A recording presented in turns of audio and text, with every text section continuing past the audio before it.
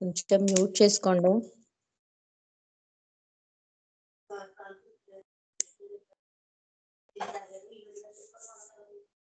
పాడండి అరుణ గారు. అవతార్ మెహర్ బాబా కీ జై. అవతార్ మెహర్ బాబా కీ జై. నమో మెహర్ బాబా అవతార్ నమో దేవ దేవా. प्रभु नमो मेहर बाबा अवतार नमो देव देवा.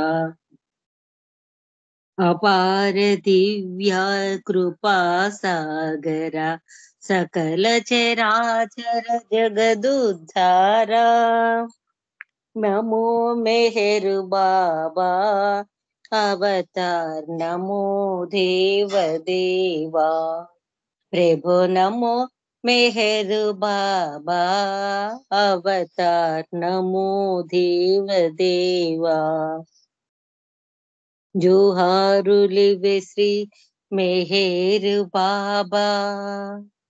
जोहारुलिवे श्री मेहर बाबा. महिनि जनिंचिन मानव रूपा. इह परानंद जीवन मेवा भवभय भंजन परम पावन. नमो मेहर बाबा अवतार नमो देव देवा. प्रभु नमो मेहर बाबा अवतार नमो देव देवा. अज्ञानांधतనంతము చేసి దివ్య విజ్ఞాన దృష్టిను సంగి. హరిషడ్వర్గం బంతరింపగా అవ్యయ మోక్షం బను గ్రహింపుము. నమో మెహర్ బాబా అవతార్ నమో దేవ దేవా. प्रभु नमो मेहर बाबा अवतार नमो देव देवा देव देवा. ధన్యవాదాలు మెహర్ ప్రీతమ్మ. అందరికీ జై బాబా. మెహర్ డియర్ గారు మీకు జై బాబా.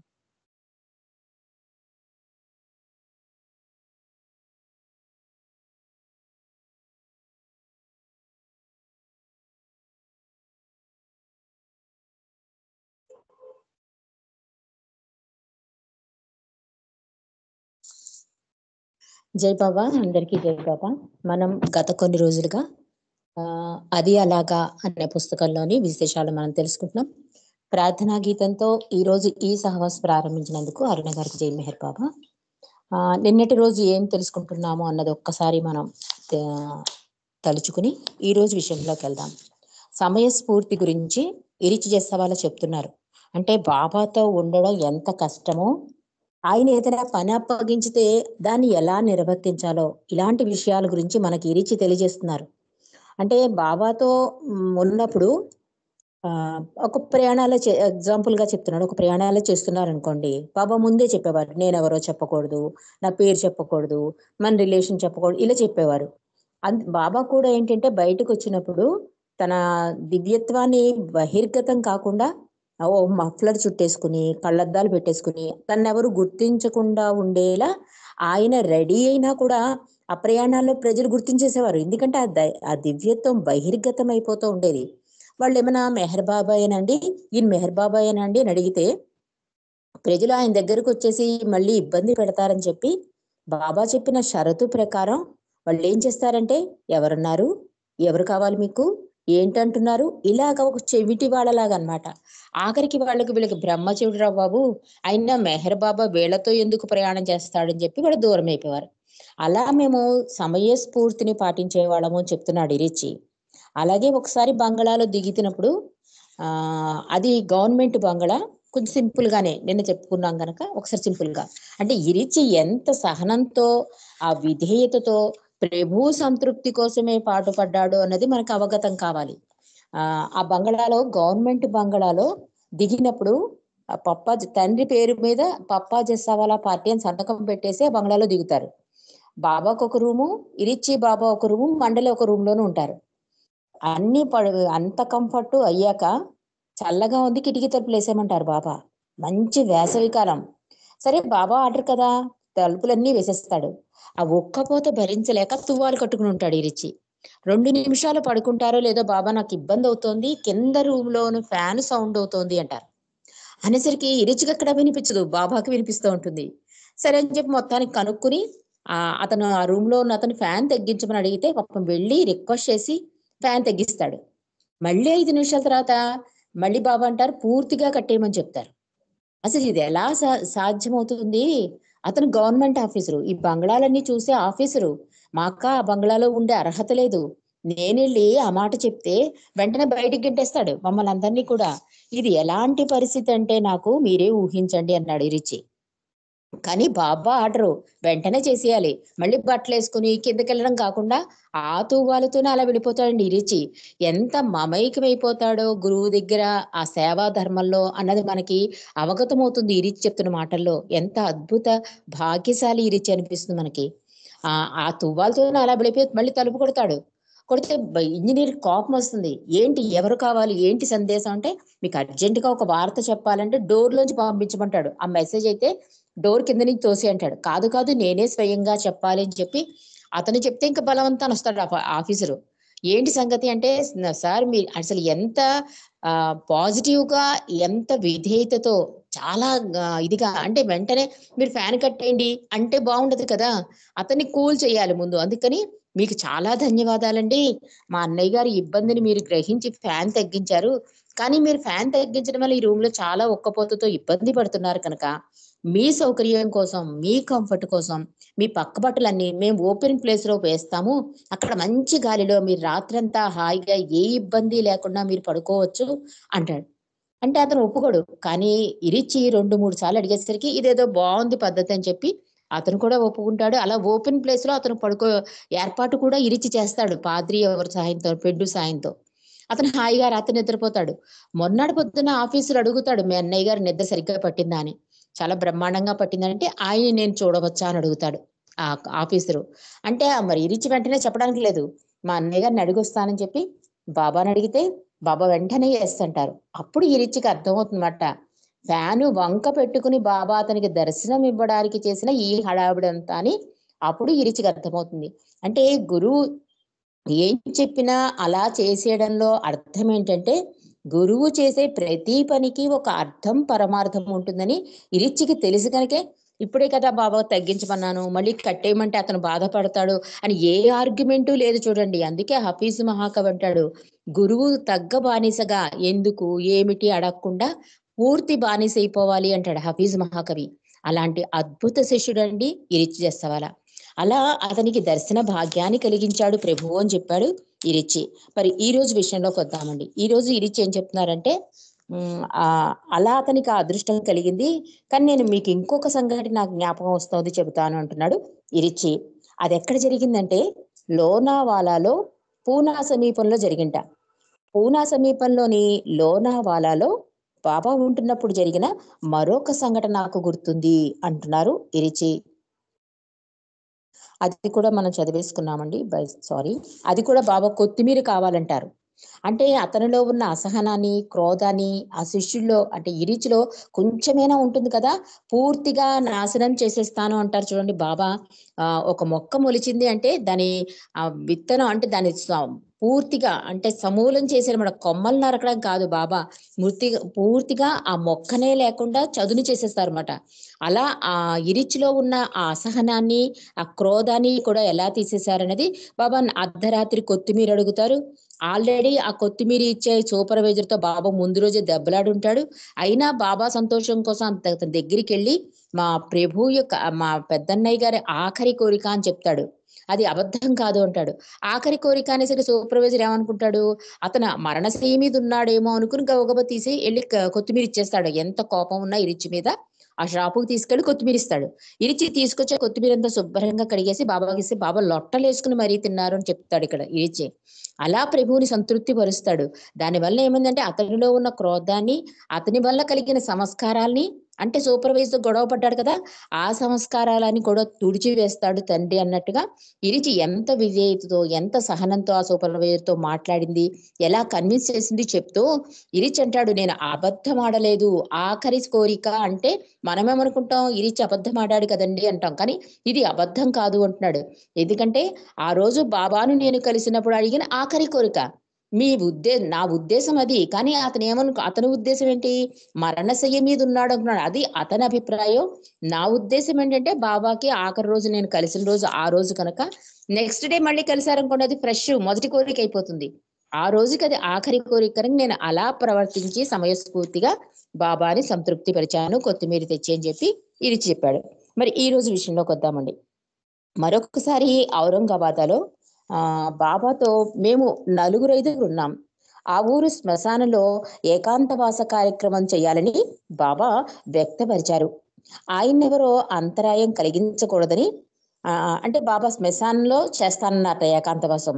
అందుకని ఆయన్నెవరూ కూడా అంతరాయం రాదనడంతో మేము శ్మశానం గోడకు 4 వైపులా కాపలా కాస్తున్నాం. 4 వైపులా 4 దారులు ఉండడంతో ఎటు నుండి ఎవరు వచ్చినా లోనికి పోనీయకుండా ఆపేయగలం మేం.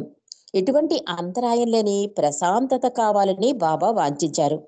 దురదృష్టవశాత్తు ఏం జరిగిందంటే నేను ప్రధాన ద్వారంలో కాపలా ఉన్నాను. ఇరిచి చెప్తున్నాడు బాబా ఏకాంతవాసం కోసం ఔరంగాబాద్‌లో ఒక శ్మశాన వాటికలో బాబా ఏకాంతవాసం అడిగారు. 4 గేట్లు ఉంటాయి కదా, 4 గేట్లకి దగ్గర నలుగురు నించున్నాం. కానీ మెయిన్ ద్వారం దగ్గర నేను నించున్నాను. ఇంత బాగుంది అనుకునేలోగా ఒక దురదృష్ట సంఘటన జరిగింది అని చెప్తున్నాడు ఇరిచి. నేను ప్రధాన ద్వారంలో కాపలా ఉన్నాను. 10 నిమిషాలు గడిచేసరికి దూరంగా కొందరు శవాన్ని మోసుకు వస్తూ కనిపించారు. లోనికి ఎవరిని రానియకుండా చూడాలని బాబా మాకు ఆదేశం ఇచ్చారు. కనుక ఆ శవవాహకుల్ని లోనికి రానియకుండా నేను ఆపాలి. అయితే ఎలా ఆపాలి?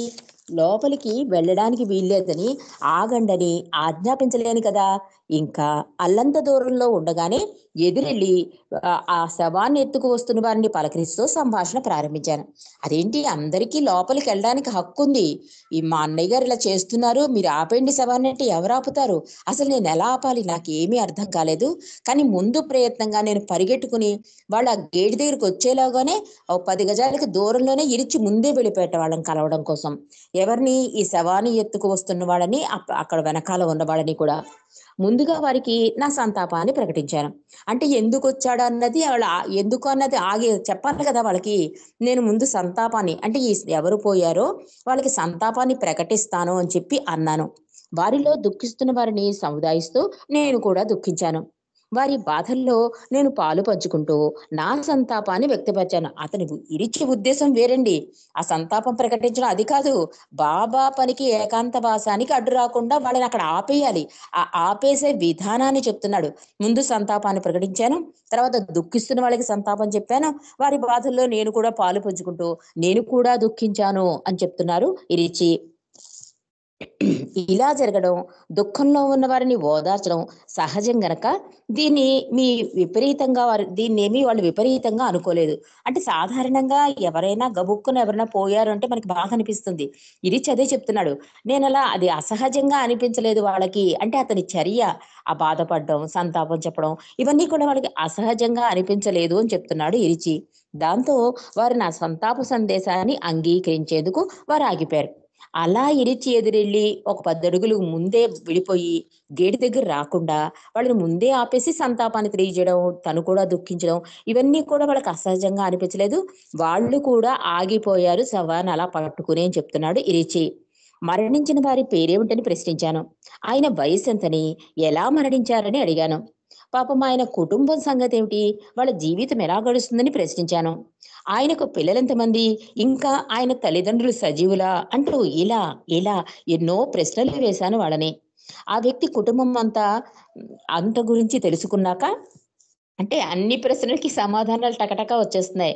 ఇంకొంచెం సేపు వాళ్ళని ఆగమనాలి. ఎంతవరకు ఆగమనాలంటే బాబా మళ్ళీ క్లాప్స్ కొట్టాలండి. ఆ బాబా క్లాప్స్ కొట్టే వరకు ఈ శవాన్ని ఆపాలి. ఇరిచి ఎంత సంకట పరిస్థితిలో ఉన్నాడో మనం అర్థం చేసుకోవాలి.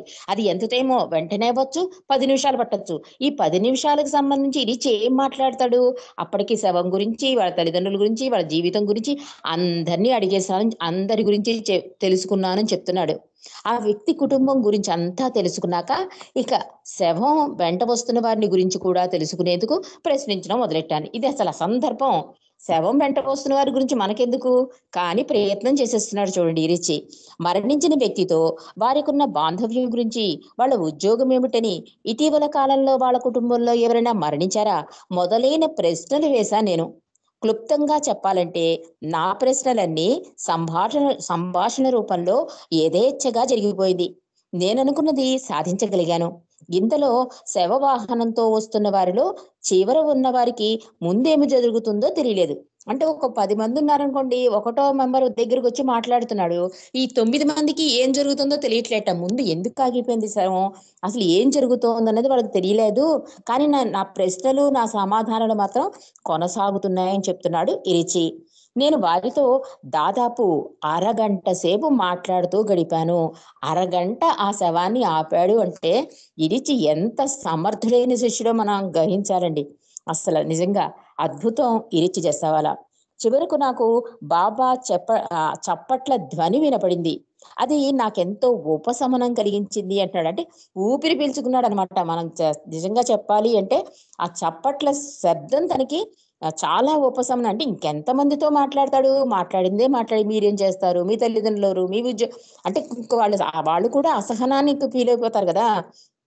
కానీ బాబాకి తెలుసండి ఎంతవరకు ఇరిచి ఆపగలడో బాబాకి తెలుసు కనుక వెంటనే బాబా చప్పట్లు కొట్టడం నాకెంతో ఉపశమనం కలిగింది అన్నారు ఇరిచి.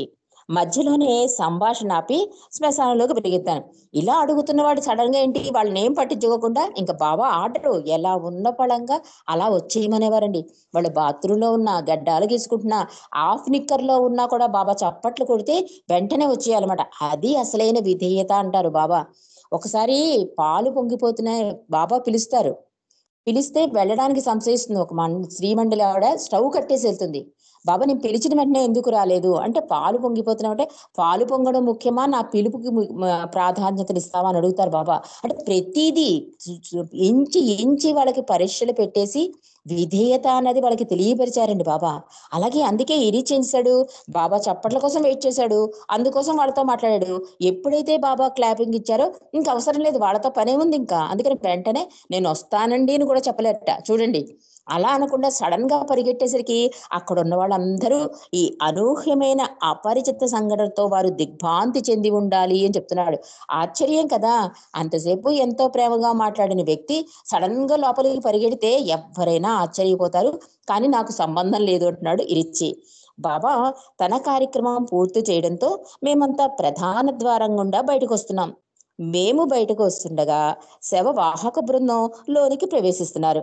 శవాన్ని చూచి బాబా అన్నారు, అతను ఎంతటి అదృష్టవంతుడు, నేనిక్కడుండగా ఆ శరీరం తన అంతిమ విశ్రాంతి స్థలానికి చేరుకుంది అన్నారు బాబా. ఇలా అద్భుతంగా ఆ సమయస్ఫూర్తిని ఉపయోగించి మేము ప్రవర్తించే వాళ్ళము అని చెప్తున్నారు. అంతేకాకుండా ఆ బాబా శ్మశానంలో ఏకాంతవాసం చేస్తున్నప్పుడు ఆ శవం అలా లోపలికి వెళ్ళడం, బాబా అలా బయటికి రావడం నిజంగా ఆత్మ చాలా అదృష్టం చేసుకుంది అని బాబా తెలియజేశారు. మరి ఈ సంఘటనతో మనం కొన్ని ఇరిచి జస్సావాల యొక్క సుగుణాలు కూడా నిన్న మనం తెలుసుకుందాం అనుకున్నాం కదండి. కొంచెం సింపుల్ గా ఇరిచి జస్సావాల గురించి ఇవి రాశారండి, శ్రీలత విష్ణువు గారు రాశారు. సుగుణాల సుమాలమాల ఇరిచి జస్సావాల అని. అద్భుతంగా ఇరిచిలో ఉన్న సుగుణాలు చూడండి, ఇన్ని ఉన్నాయా మనకు అనిపిస్తూ ఉంటుంది. అంటే ఆ సంఘటన తలుచుకున్నప్పుడు చివరిలో రాసేస్తూ ఉంటారు, ఈ ఇరిచికి గర్భం లేదు, ఇరిచి ప్రేమ చూపించాడు, ఇట్లా మనం అంటాం. కానీ ఆ గుణాల గురించి ఆవిడ రాస్తారండి. ఇరిచి ఆ నిరాడంబరత్వం అంటే అసలు తనకంటూ ఏమి చూసుకునేవాడు కాదు.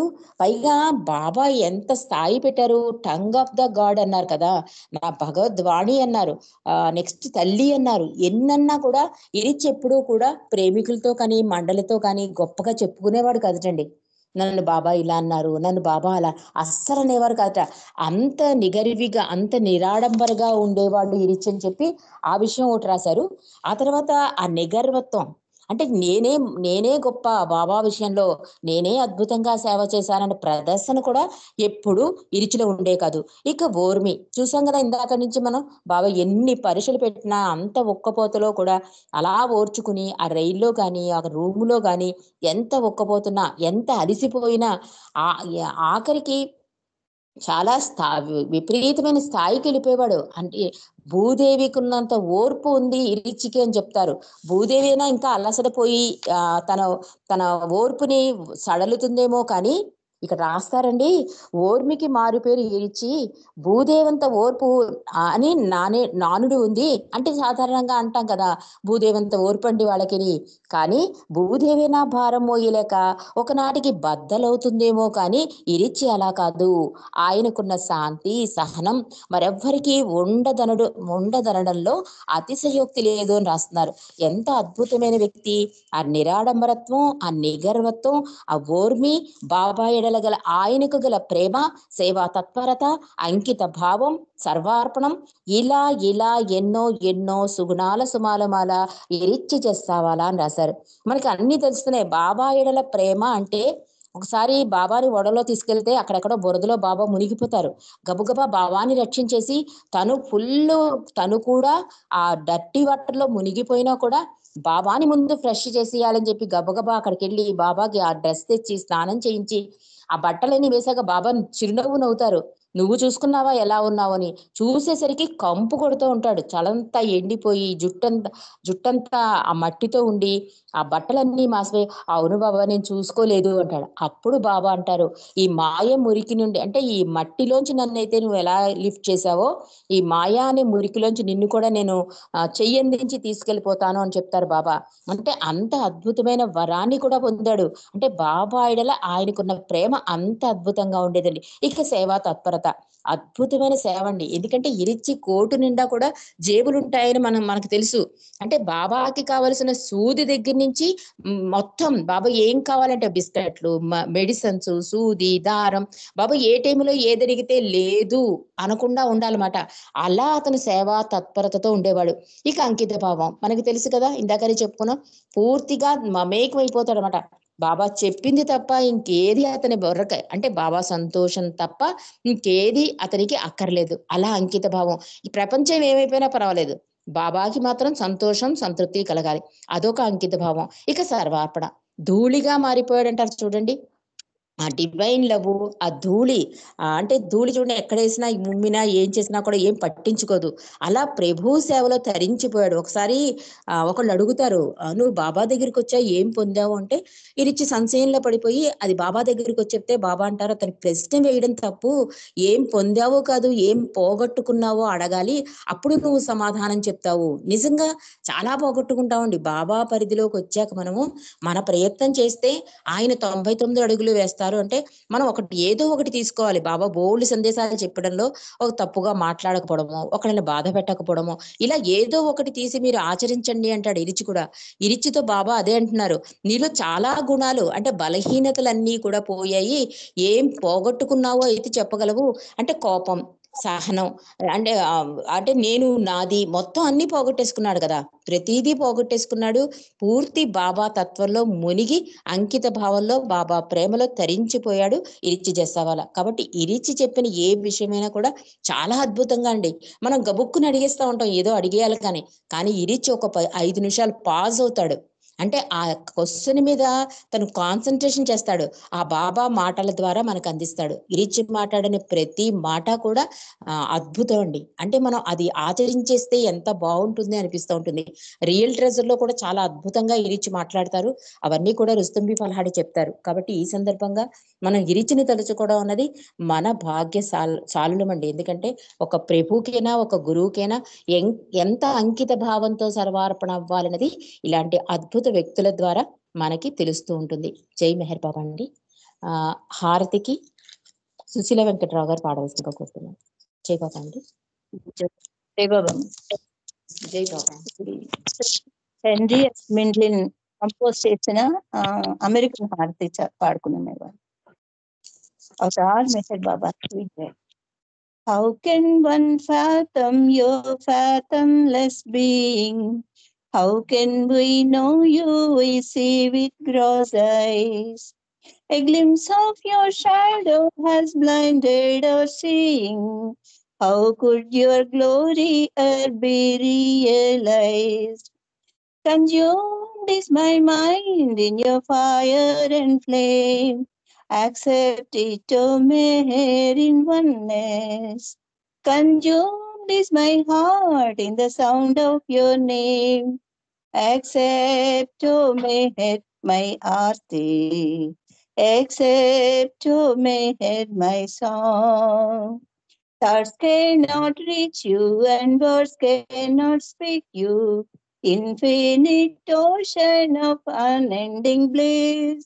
Though we beseech you, how can we seek you? How can there be night no limitlessness? Consumed is my mind in your fire and flame. Accept it, O Meher, in oneness. Consumed is my heart in the sound of your name. Accept, O Meher, my aarti. Accept, O Meher, my song. Yet your commands and stars give their light. What in the world can I offer as mine? Even my gift of love would be not in your sight, but well reflection of your love divine. You are the ancient one, Lord of creation. How can we measure your true majesty? You are the Christ, the divine incarnation. Dear Lord, please don't be indifferent to me. You are the beginning and end of all things. This you alone who assumes every role. Sinners and saints, beggars and kings. You are the source and you are the goal. How can one fathom your fathomless being? How can we know you? We see with gross eyes. A glimpse of your shadow has blinded our seeing. How could your glory ever be realized? Consumed is my mind in your fire and flame. Accept it, O Meher, in oneness. Consumed is my heart in the sound of your name. Accept, O Meher, my aarti. Accept, O Meher, my song. Avatar Meher బాబాకి జై. జై బాబా మహారాజ్ని అందరికీ జై బాబా అండి. జై బాబా, అందరికీ జై బాబా అండి.